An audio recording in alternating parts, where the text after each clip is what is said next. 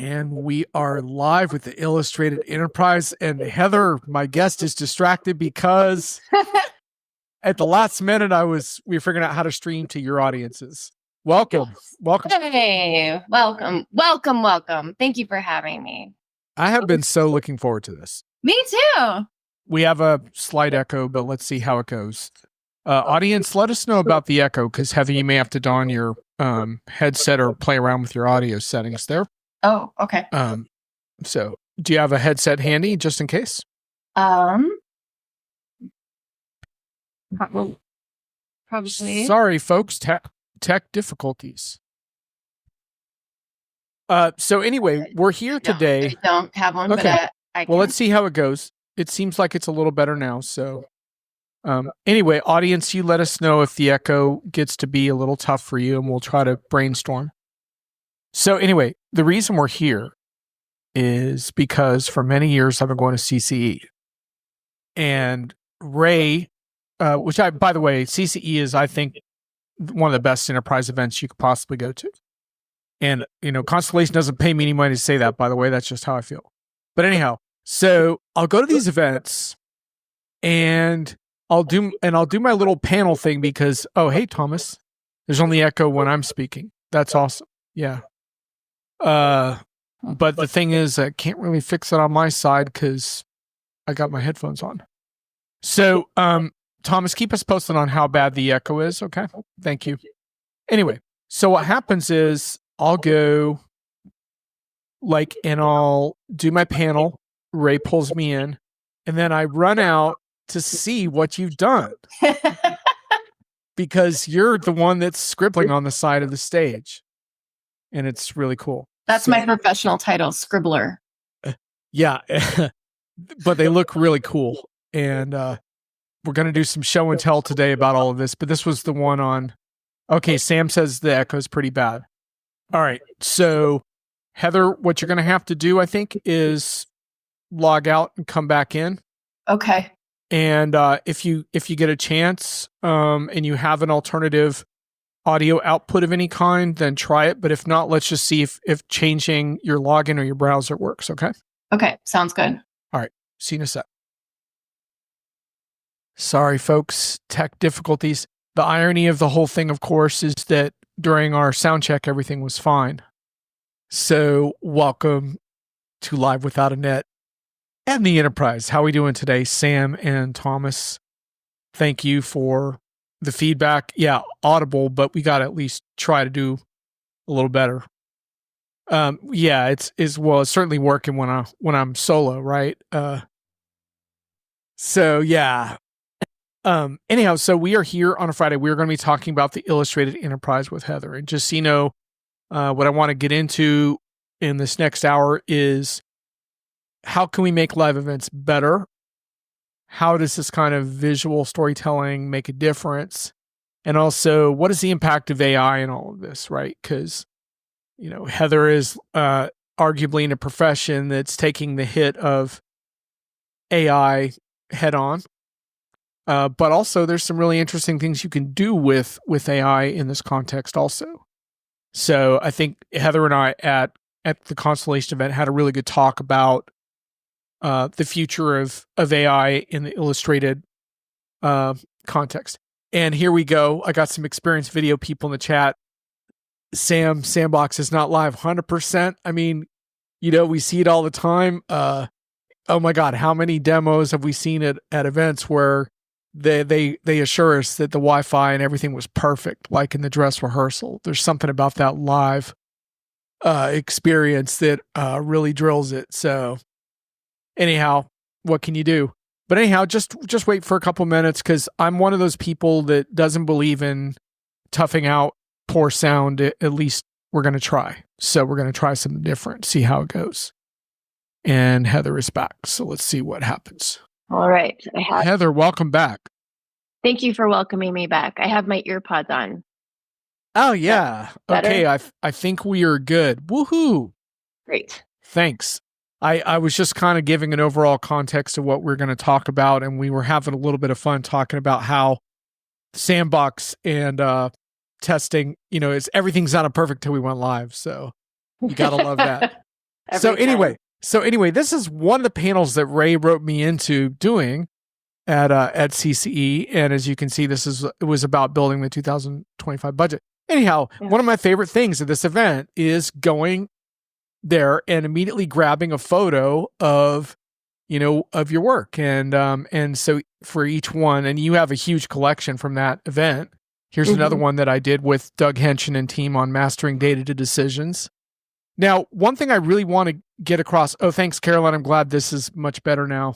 Oh, good. Yeah. So one thing I really want to get across too for folks is these are lightning round presentations, right, Heather? Because so this one, for example, I think was 20 minutes. So you basically have to be on your game because you can't fall behind. So yeah, well, maybe we should.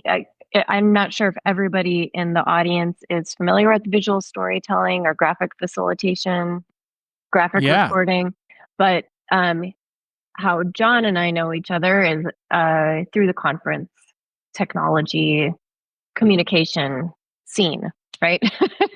And so the graphic recording work that I've been doing with John on stage is that when there's conversations on stage, our team, Two Line Studios, is off to the side with a giant whiteboard, blank canvas.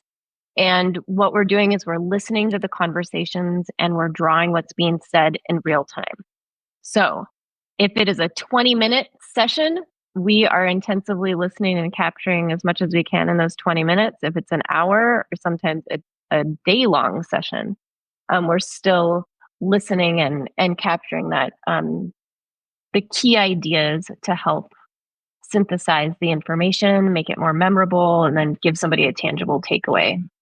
Right. I think we have you always do. Well, I think we have a photo too of one. Yeah, this is a good one, right? Of like one of your team members in action there. And yeah, so I think that's one of the fascinating things is you're literally trying to contextualize the experience. In this case, for enterprise attendees, though, you do other stuff besides the enterprise, which we're going to get into. And then I think pretty soon we have a cool picture of like people talking around it. Okay. Ray found his way into my show. The ubiquitous Ray Wong.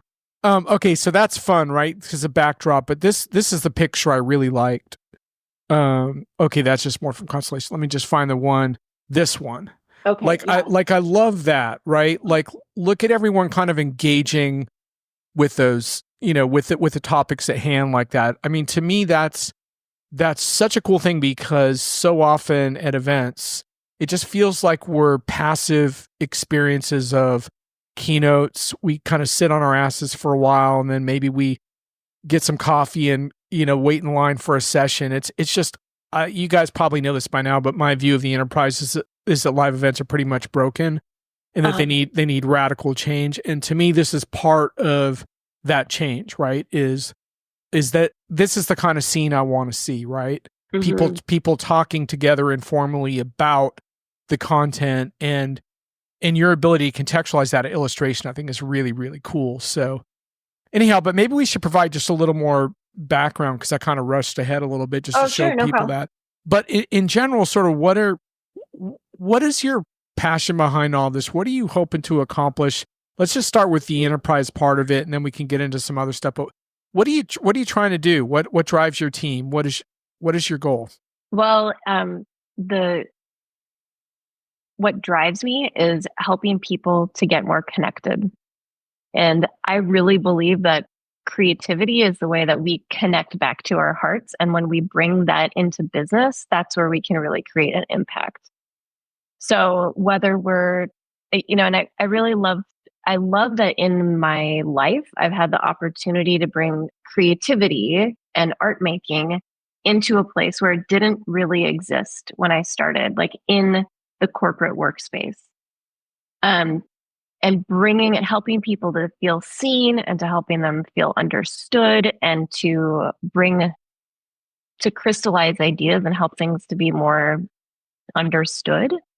I've just seen people come back to life. You know how you go into these meetings, maybe these conferences that you're talking about, and people just kind of look a little dead inside, Mm. because we're doing the thing that we feel like we have to do. But I want my work and the work that we do at Two Line to help wake up that creative spark that really drives impact in people and helps them find meaning in the work that they do. So that's what drives me, is giving people a creative outlet to find more impact and meaning in the work that they do. And the way that we do it is, with the visual note taking is a really big thing, a big part of what we do. Yeah, and I can imagine quite a journey there in terms of figuring out how to get enterprises and enterprise vendors like on board with that.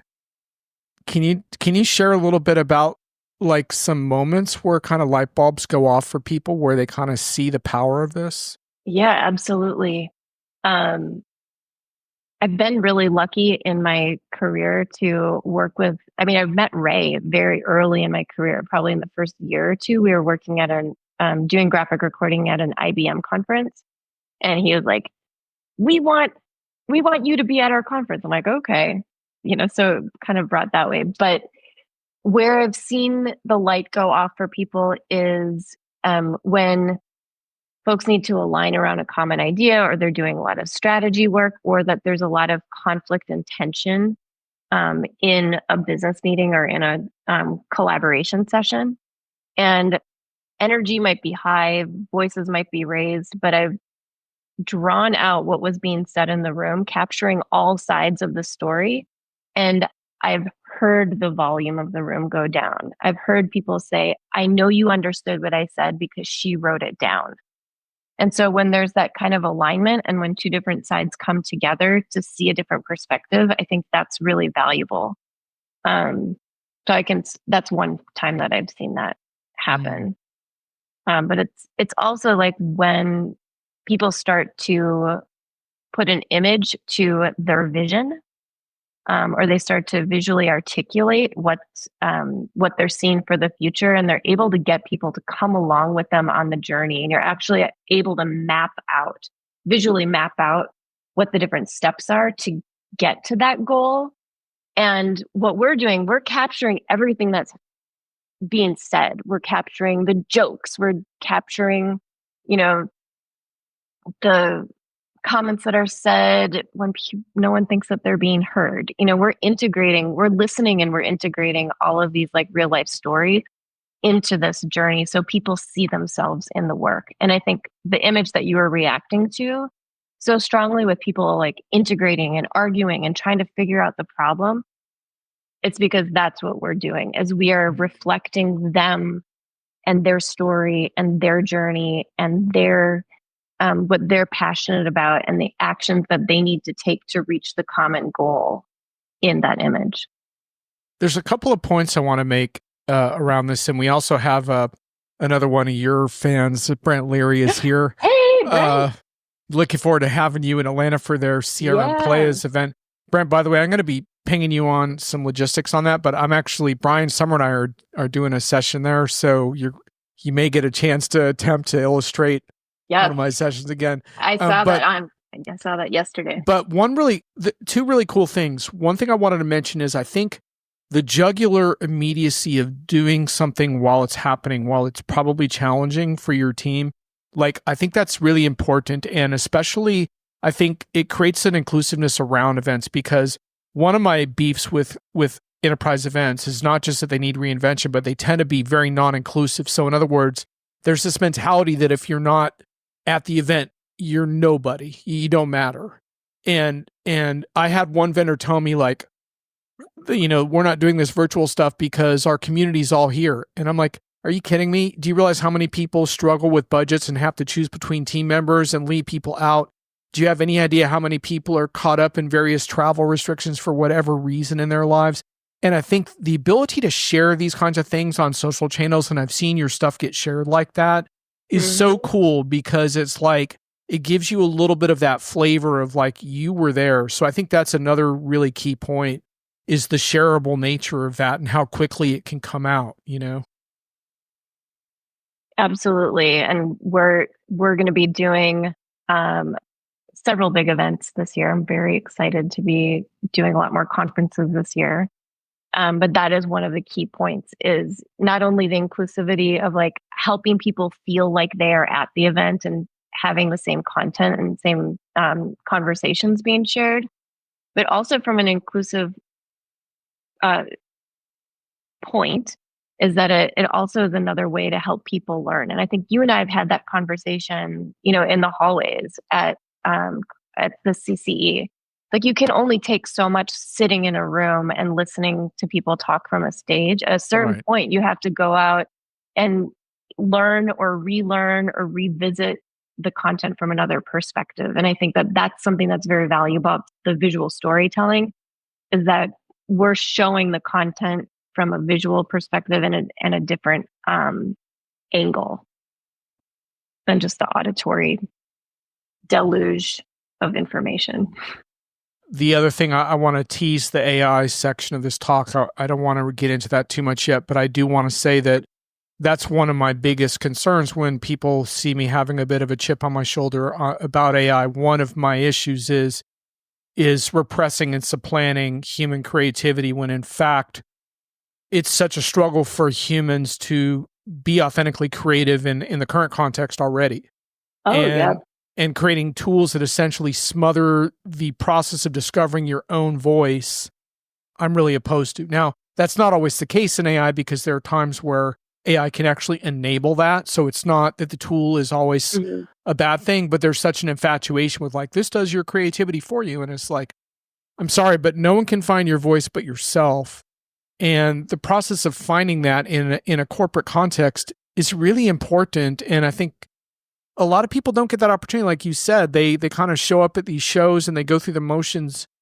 And I sit down to lunch with a lot of these people just randomly to see how they're doing. And they're kind of heads down. Do you know what I mean? Like, they're kind of like, oh, I got to do this. I got to get to this session. And I'm like, man, like, we don't get together that often. Like, where's the magic? Like, where's this moment of connection? Like, can we find that? Yeah, I mean, that's the heart of why we get together, right? Is for that. I'd like to think so. That's what I value. Yeah. And I always love that about like catching up with you in different ways at the conferences. But yeah, hopefully like having all like the image that you showed of all the boards in a row, like that's a way that people can be part of the conversation on the stage. And then they can also build on it. They can build their own ideas, ask questions. Sometimes I talk about these as like these visual icebreakers. So people can come out and say, hey, were you in this fireside chat? What did they mean by building skills? Like, so it can spark conversations and help that connection that can happen outside of the auditorium. Can I ask you, Heather, you said something earlier that I wanted to get back to because I thought it was fascinating and it hadn't occurred to me. You talked about doing graphic recordings during a session where there would be conflict. That sounds really challenging and interesting. How would you handle something like that? It's the same way that we handle things when it is flowing very smoothly, or it's like a beautiful keynote that's been practiced and I've done the same conversation 100 times. We are there, like whether we are in the middle of conflict or, these really high tension points, or it's something that's smooth sailing, we're listening to the conversation. We're articulating and writing out, synthesizing the key idea. And then we're giving an image to kind of support the emotion that's supporting that concept. So we're always listening. We're always just listening. And my job is to help people feel understood. That's interesting. I'm trying to think of how I would move through a team conflict in a visual way, but it's a really appealing concept to me. Yeah, well, never really thought about that before. Think about two sides of a mind map, right? Or like think about a mind map where you have the central idea in the middle, and then you have two different branches going out. on one brand, let's say I use this as an example often, like say we're talking about the color purple, you know, and like purple is the subject. We're going to talk about purple. And one side is like, well, it's blue and red combined together. That makes purple. And the other side's like, no, it's not blue and red. It's red and blue. See, it's clearly red and blue. And then you draw it up, or maybe you just use colors to like symbolize what they've said. And they're able to see, oh, we're actually talking about the same thing. It's just two different sides of the coin. So it's you might be able to, you could like illustrate a common thread that might not be visible in just a verbal context, but if you saw it in an image, you would say, wow, we actually connect. Or that's really interesting. Or literally sometimes we will draw a thread between two different concepts, and then suddenly people can see how it's part of that journey. And that's like one of the gifts I think that we bring, is that we are not invested in the politics. Like we're not tied up in the bureaucracy or whatever shenanigans are going on politically within the environment. We're clearly there to listen, to help people feel understood. And so we're bringing in a lot of different models that we've used. We're bringing in, listening in different ways. Sometimes we're listening for absolutes. Sometimes we're listening for tension. Sometimes we're listening for visual metaphors. So we're bringing in our tools of listening, really, and then helping reflect what's being said to make sense of it. So let's do some more show and tell. I think one of the cool things when I looked at some of the projects you showed me last time we sat down is that you also do some pretty non-enterprise stuff and some nonprofit work. And to me, there's something interesting there because it seems like it kind of informs each other and influences each other. So shall we look through some of your projects here? Sure. All right. I'm going to maybe skip a couple of slides here. We can maybe go back to that if necessary, but so tell me to stop when you get to like a slide you want to talk about. This is a great example. So this is a strategy map for one of my clients. And so to give a little bit of context, this is a nonprofit. They're quite a large nonprofit where their primary client is the government. And they had several different pillars underneath the umbrella of within the organization. So our team went in and we helped each individual pillar set their vision, so articulate where they were going, and then map out what that strategy plan was to get there. And I am by no means an expert in strategy planning, but I'm pretty good at asking questions to help people figure out what are those key milestones and big rocks, and then the actions that need to happen underneath it. So in this, what we're looking at right now is the final illustration that maps their journey from a couple of years ago. And what came before it was a strategy session where we did in this case, I think it was a half-day strategy session where we created a lot of the boards that looked similar to what you see at CCE. They're fast, they're kind of dirty, they kind of look like the handwriting that you have behind your head right now in your background. But that is purely there to capture that conversation. And let me tell you, in those conversations, they get heated because there is a lot going on and people feel vulnerable and they feel like their jobs are coming into question, or they question like the validity of their role, or like the impact and the value they have. So there's a lot of emotion that comes out in those conversations, but we're there to, unbiasedly map out what's being said. I've also been doing a lot of facilitation over the course of my career. And so then we help them to dive in and articulate what the key points are, and the big ideas that they need to communicate. And then at the end, the process, we take all of this information back to our studio and we do a couple more iterations. And that's a time for the clients to go in and articulate or just do another iteration. Is this the right idea? Is this the concept that we need to follow? Like, is this the image that's really going to tell the story of why it's important and who's involved and who you're serving? So we're really taking like the company's values and their vision, and the strategy into conversation, along with what I mentioned earlier is like, at the top you have this train of thought.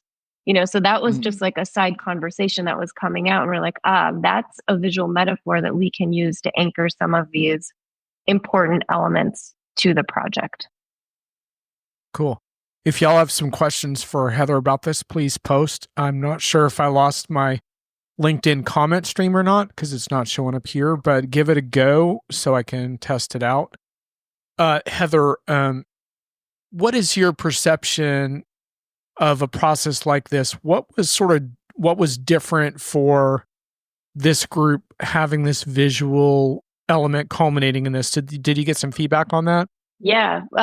Well, this company I've been working with for several years. So the fact that they keep bringing me back means that it's working for them, which is good. Originally, I started working with this group because they had a lot of folks on their team where English wasn't the first language. They had a lot of folks on the ground and volunteers that were kind of first responders to disasters that didn't necessarily know the whole vision and values of the company. They didn't know like the behaviors that were, coming from the top down. And they felt that the visuals were a great way to start to share that information and kind of communicate what their values were and how they wanted people to act when they were on the ground. And they also started to use this work originally because not everybody that they were corresponding with had a computer. Like they might just have a cell phone or they might just have social media to communicate. So that's kind of where this project kicked off and why the visuals became a strong component for them. Now, going forward several years, they use this in their, twice a year, I'll come in and check in to say, like, are we still on track? Do these goals make sense? Does this need to be revised? How are we making progress? And then they also use these for their month. I don't know if they do monthly or weekly check-ins as well. So it's another tool to kind of like measure progress and clearly identify what they're going to be working on next. So cool. I'm glad the comment stream's still going through and Carolyn is enjoying hearing about the process and seeing the visuals. So before we get into our AI part, let's do a little more show and tell on some scenarios. Do you want to do this one, or I don't know which ones you'd prefer to do? Sure, we can talk about all these. This was another one where we were illustrating the values for this organization. And so, truth be told, this one was used in an award ceremony. So they wanted to showcase their company values as they were honoring people who really excelled and did well within the organization, were being rewarded for it. I like this because if you just gave me a list of these values, I would just like pretty much like be like, oh my God, like I mean, not that there's anything wrong with them, but it's just kind of, there's a boilerplate aspect to that. But with the visual, you get a lot more personality for this organization. That's right. This one is for,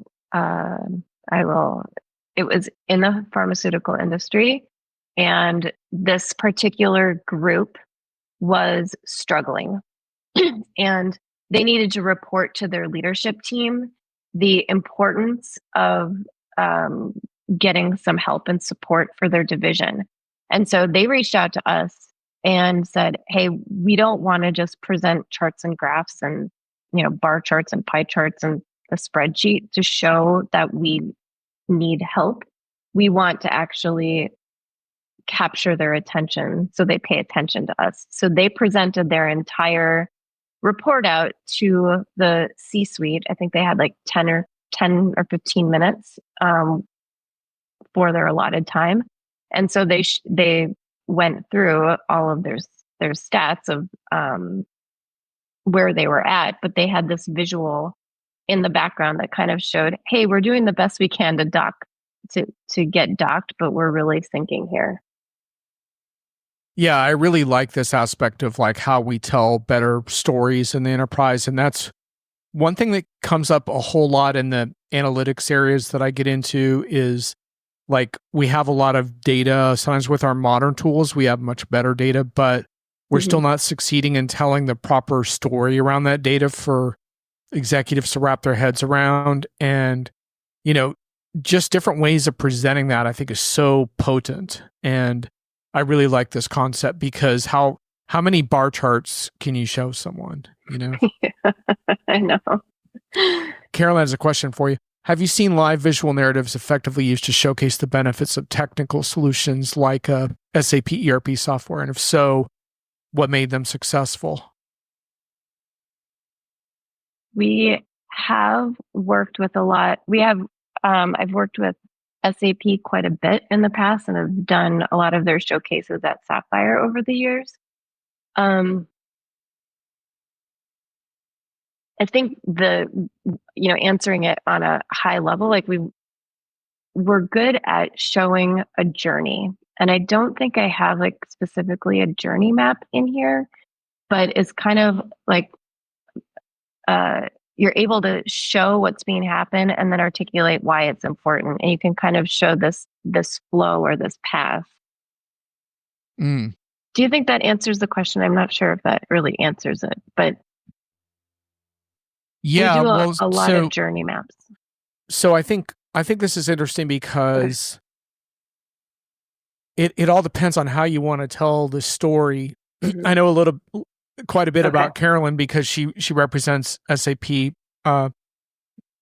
customers through ASUG members user group, and so in North America, so they want to be able to tell these more customer focused journey narratives and also help customers to understand what the transitions look like when you adopt new software from, say, SAP. So I think it's interesting to think about that in that context where, like you said, maybe like illustrating a product map might not be very interesting, but telling a story of what it was like to adopt that product and move through the change involved, that could be a pretty cool way of doing it, maybe.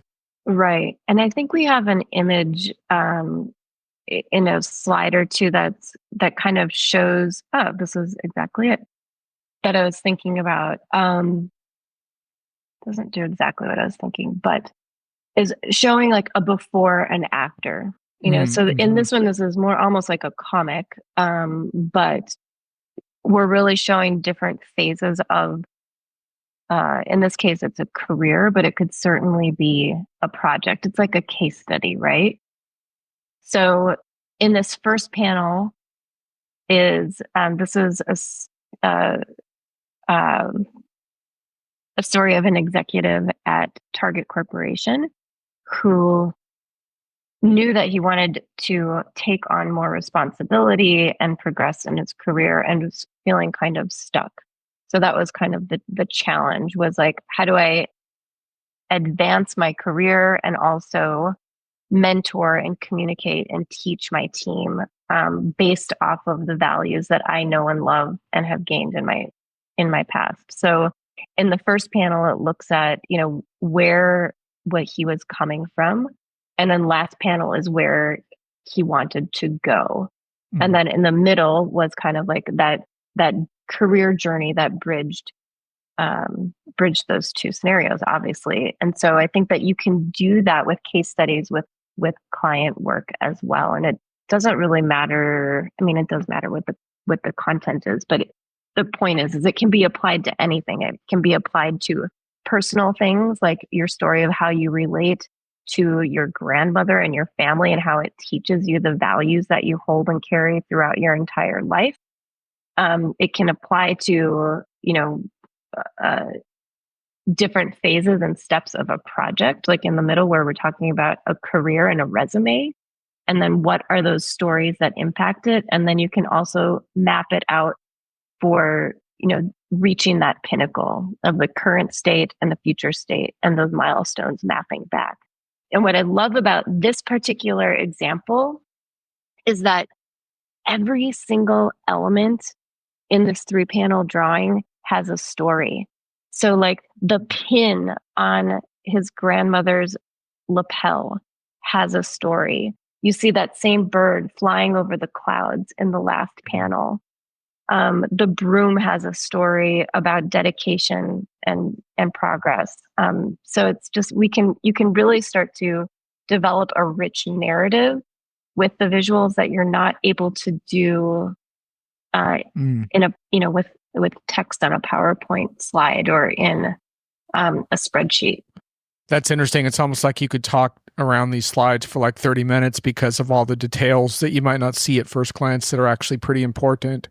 Hey, Carolyn, I wanted to go back to your comment here because, and if you remind me to ping me later on LinkedIn, I think I can send you one on this. I think I saw one on LinkedIn that was sort of a well-illustrated sort of benefit slide for, I think it might have been SAP Cloud stuff. The problem that I had with it actually looked really good. The problem that I had with it, Carolyn, in this case was I felt it was a little too promotional. Like it felt a little bit inauthentic, I guess is what I would say about it.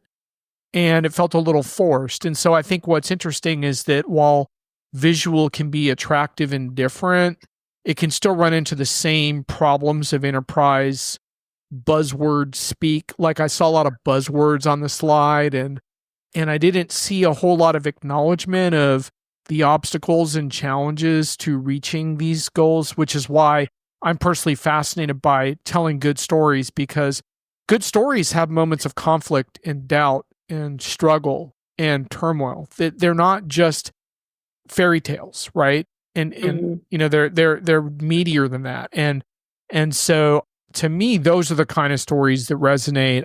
You know, you're welcome to comment on that if you like, Heather, but I agree with you. And, you know, even in this particular example that we have up, it's riddled with content or a conflict all the way through, but there's a resolution that happens at the end. And one of the models that we look at often is like the hero's journey. You know, it's a way of mapping and marking storytelling. So Carolyn says, thanks. She's helped in understanding how she could apply this to a complex and technical talk like SAP, and we can talk about that more offline. Let's see. Maybe I want to get to our AI discussion, but maybe we can do one more. I don't remember how many show and tell slides we have left. So I think that might be the last one. Okay, so let's do this one. This was a conversation I was invited into actually after our conversation that you and I had at CCE. I was chatting with, or I was on a panel with the Value Web and the community of facilitators there. And so we were discussing, you know, what is the future of AI, or how do we use AI in the work that we do, considering that's very creative. We're also a very collaborative community of facilitators and really like to get people involved. So we were looking at how does AI come into play there. So one of the conversations that you and I had was about my team and like the graphic recorders that collaborate and work with me at Two Line Studios, and how we were feeling we started to have monthly meetings about AI. And it started around some of the emotional things that we were just, you know, thinking and feeling about AI. We were talking about ethics. We were feeling, you know, questioning. And when I say we, it was like I think we had a group of 10 people. We're thinking about like, is this a threat, or is this something that we can use for our benefit?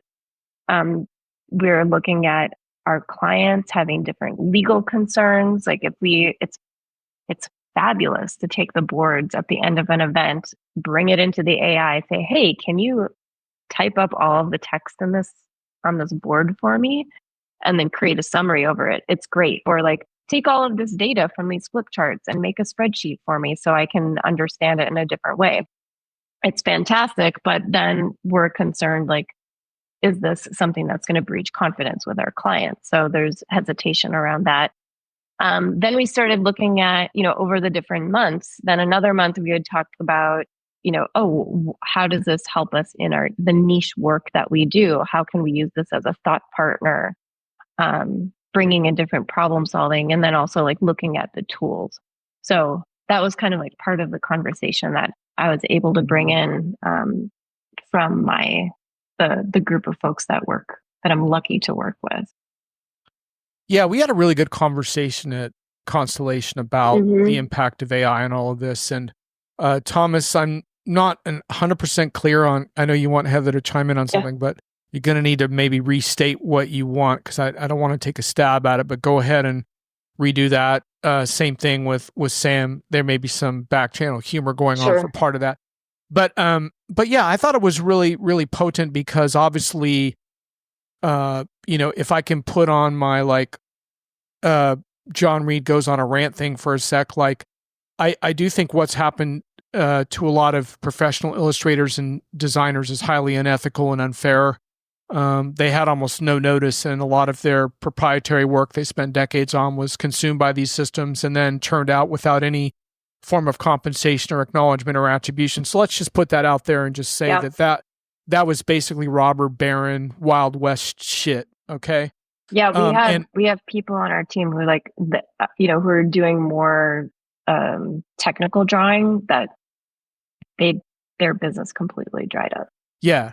So that's just got to be sort of said and put out there. So now that that's on the record, now we sort of step into like, let's put some of the liability and copyright and the pending stuff around that aside for a little bit. And the fact that there is a fair amount of job displacement happening, but then there's also, I think, some level of clarity that these skills and talents are still going to have relevance. And in fact, like, then you get into the kind of conversations that I have with my Diginomica colleagues about the writing side of this world and the analysis side, where we are using AI for certain things, but then not for others, right? And so we kind of come up with our own mix of that, where it becomes sort of an ally and not something to be feared necessarily, but something to experiment with and integrate into different workflows to try to be better, right? Because the problem was never resisting technology for its own sake for most people. It was that they wanted to do it a little more on their own terms in such a way that was authentic to what they were trying to express in the world, not something that would, take away their livelihood. And then they're like, what do I do? Right. So. Right. So are you asking a question? Well, not really. I'm kind of like I'm kind of just sort of riffing at the moment. So where does this go? Like, will you use AI for certain things? Will you use it for some illustration techniques also? Will you draw certain lines in the sand in terms of what you don't want it to do, or how will you think about all of this? Well, I'll start out saying one of the messages I remember from my dad growing up that he taught me was that, remember, you're always replaceable. And as a teenager, that would make me very angry.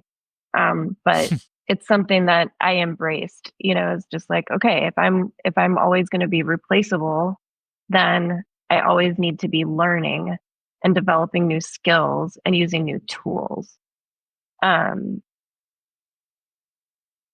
Thank you for putting the ethical part out there first, because I want all artists to maintain their jobs, right? But there's also a reality of life that, we don't use Kodak film as much anymore, do we? Because the digital camera came along, and so we learned to adapt and to use these tools. So that's kind of where my perspective is right now, is like, how do we use these tools to be a thought partner? How do we use these tools to challenge us as artists to think differently? While also, to your point earlier, it's just like maintaining that authenticity, maintaining our own creative voice. So right now at first I was like, oh shoot, like this is going to eat up my job, because it's pretty darn good at synthesizing information. Yeah. And the visuals are not, I mean, they're not what we do, but they're not horrible. You know, you can use them to get the ideas across, but at least right now you still need to have prompt engineers. Like you need to be able to be smart enough to ask good questions. You need to be able to bring in, like, you know, where if you look at the upper right hand corner of the, or upper left hand corner of the left image, it's like, what is our niche as humans? You know, we are coming in and we are bringing in the compassion. Like we're there to be a problem solver. We're there to reflect what's going on in the room and help people see things from different perspectives. And I'd like to argue that human beings have a different presence than the AI does, in terms of like being a thought partner and looking at kind of those soft skills of creativity. Yeah, and I want to get to some of the questions in the chat that are percolating. Okay. But one thing I'll just kind of say about all of this is I think that I'll start posting them in and we'll get to them. Hadn't clicked on the comments. I'm glad that I didn't because I would be distracted. Yeah. You don't have to worry about that. I'll handle the comment stream. The one thing I would say is that I think I would like to believe that there's, at least for the foreseeable future, there's going to be an element of this sort of authentic human expression that is really, really difficult for machines to capture. So they're actually, I think, going to get quite good at the technicals of the visuals. Yeah. But those things, for example, around, like you described the scenario in a meeting of trying to capture conflict, like AI is going to suck at that. If I'm moderating all the nuances of like exactly, you know, facial expressions, body language. Yeah. I mean, yeah, because it'll be there, but not right now. Right, because at the moment, that's not what these systems are good for. They're really good at things like pattern recognition and summarization. Yeah. And that works for a lot of things, but it doesn't work for like a subtle visual cue. So, for example, you think about a meeting summary, and sometimes like a snarky comment at the end of the meeting by someone who's about to quit that project is actually the biggest thing, and the machine has no idea. So I think that's where we have to go, is to that higher ground of deeper human storytelling and more authentic humor, satire, snark, making things real. I think it challenges us to be more human, because if we're not, then I'm not sure we're that much better than AI at the moment in the visual arena. Okay, so I'm going to work back a little bit and catch up a little bit. Thomas said something around that he wrote to Carolyn, this type of live drawing probably works better in an educational video recording. I'm still not totally sure what you're getting at, Thomas, but do you understand, Heather? I don't know about better, but we do do a lot of the animated explainer videos. So that, you know, when you see the hand that's drawing the thing, you know, to the TED Talk. So maybe, Thomas, like if you have, I think we've seen him at different conferences, but there is an element of like the live drawing that can be very fascinating and also holds attention during these type of talks and engagements. So it's another tool to bring in engagements, this kinetic learning that can happen. And the video processes that we do, they're quite different than the live visual capture. So it's with the video work, it's really helping organizations draw out, like literally write out and draw out their story, but then finding a way to use the images to really even speak louder than the words that are being communicated. Right. Sam's calling on the John Reed AI bot for help. Sam, if you still need help from John GPT, let me know. Carolyn had an interesting kind of two-parter. She says she could see AI tools being effective for complex topics like SAP because it has the background knowledge, understanding of things like acronyms. P+ have the SAP ecosystem like we don't know. I think I could see that, Carolyn. I think especially, again, it depends on what the goal is and how, sort of what your bar is. Like Hyam Park, the analyst friend of mine, friend of many people in the show, talks about instant mediocrity, which he doesn't really mean as an insult the way it sounds, but it's about this ability to produce at scale things that are maybe not as good as what a Heather could produce, but could maybe be a head start. Or I could also see providing illustrators with a lot of background content that they wouldn't have and say, go work with this. So it's interesting. I just think you have to be a little careful, because if the goal is to cut down the illustrator's budget by 90%, then I think that's something we have to be a little careful about, as far as trying to skim the cream off the top of the humans and say, hey, go figure out your rent somewhere else. I don't think that's necessarily the best right. outlook. But here's the other thing is that, and it's kind of a touchy spot, right? So I'll just say how I've used AI to help scale and accelerate my work is, one, I will use it to help me understand this new thing in AI. And so, even going into one of the constellation events, I didn't know what some of the words were that were written in the questions that were going to be asked. So I used AI to help educate myself. Which I think is a good example of what Carolyn was just talking about there. Yeah. Absolutely. And then other times we'll look at it and say, okay, we want to find the best way for somebody to do this gesture. So I'll say give me 10 different examples of gestures with a hand. And so then I don't have to create that composition in my mind. I can, that part of the process is accelerated because I can draw something that's already been created and improve upon it, rather than spend a lot of time generating that from scratch. Does that make sense? It's a research tool. So using it as a research tool. Another good point from Carolyn: artists might be the ones that have insight, like Heather did, that sharing a journey will make for the best visual narrative. And I like I was saying, I would like to believe that this someone on Heather's team that is deeply experienced in this and can really do that kind of deep listening from a human and their team around what they're struggling with and what they're trying to overcome. I don't think AI can really touch that in terms of rendering that authentically, but it's kind of interesting. I mean, I used AI animation to create a couple of holiday things for friends of mine using Steve AI. But I think what really made it work was that I provided all the text. And so the cheesy generative AI images were actually really funny because they were kind of cheesy and they played off the more sincere emotions from my pseudo poetic affections that I was trying to express to the people in my life that have made a difference. And that was really fun. And I couldn't have done that without AI. I could have, but it would have taken a long, long time. Let's face it, I can't spend 10 hours, on a Christmas card, as much as I would like to.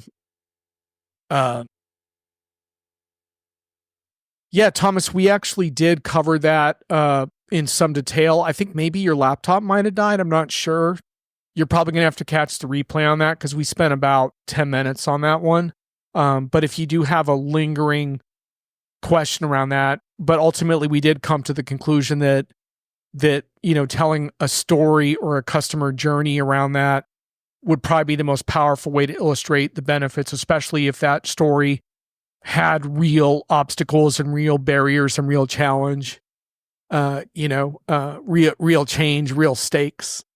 I can imagine a cartoon, for example, of IT people trying to communicate to business people what SAP is, and the business people going what the hell are you talking about? And that would be kind of the first stage of that is this communication gap. This came up a lot during the fall, is this sort of IT business gap, and how do you bridge it? And I think visuals would be fantastic for that. And, this is where AI can't help us, I don't think, because this is about finding humor in these more intricate dynamics and tension points between people. And AI can help render that if you tell it what to do, but it can't understand those dynamics yet. Someday, we can have a different conversation about AI than we're having right now. So anyhow. Other questions and comments around AI and creativity for Heather? I'm not sure we were able to completely fix enterprise events, but I hope you all appreciate these kind of discussions, because to me, this is like what really gets me excited to go to in-person events, is to experience these kinds of things and, have these adventures and, and have this ongoing dialogue that you and I just ended up having in the kind of like this way of like, I want to see what Heather did with my talk. And then I can actually like talk with her and here we are. So. What I love about the community that we have there is that we will give certain speakers, I will give what we call scribe challenges. So we'll come up with something absolutely ridiculous and like have them work it into the conversation on stage. Yeah, I'll put up a picture of Ray again. Ray, you found a way to sneak into my video show. Nice job, dude. Such enthusiasm for it. Yeah, so pretty soon you should have some fresh work from the CRM Players event, which some of the people in the chat are going to be at as well. So that should be really fun. In a couple of weeks, we just had our planning call for it yesterday. Thomas, I wondered why you went a little quiet there. Now I know. Wow. No redundancies in the household, huh? I'll have to send you one of my old Windows 10 machines just so you have one just in case your battery dies next time. Let me know if you want one. I moved from Windows to Mac recently in a dramatic way. Congratulations. I took a stand against Windows 11, like a hard stand. So we have literally a stack of old Mac laptops in the other room. Like, how do we have a whole bin of laptops? This is obscene. It's crazy. So any final questions for Heather, please post them. This was really enjoyable for me because one of my highlights was kind of seeing some of your other projects. And so it was cool to kind of run through those. And, I wish I had this visual element. Like in the ideal world, I would have something like this for every single thing that I wrote, because like I'm highly conscious of the fact that I'm very like text bound, and I also do podcasts and video, but I don't have the visual chops, and but maybe someday we'll figure out how we can do that, at least for something that I've done, because I just love that. It's so cool to see. Well, if you're familiar with Dan Rome, like he wrote the book Back of the Napkin, like back in the day, but it's all about how very simple images can express a big idea. And that's where like our name Two Line came, is like taking two lines to communicate something very clearly. So it doesn't have to be beautiful and big and gorgeous and skillful. It can be literally a squiggle and another line. Can be two lines to communicate your idea. Yeah. And probably with some practice, I could like do a little more with it than I do. So we'll have to do a drawing class together. Yeah, exactly. I probably need to do that because I'm definitely very texty. I was up till 6 a.m. writing about AI mistakes, and it was all text, like my God. No pictures. Because if I'd written pictures, I would have stayed up till 7 a.m. and then probably would have slept through our show today. So, wow. So look forward to seeing you and some of our audience members in just a little while. Thanks for this excellent show, and to be continued. Thank you, everybody. Thanks for the comments, and see you soon. Really enjoyed that. Take care.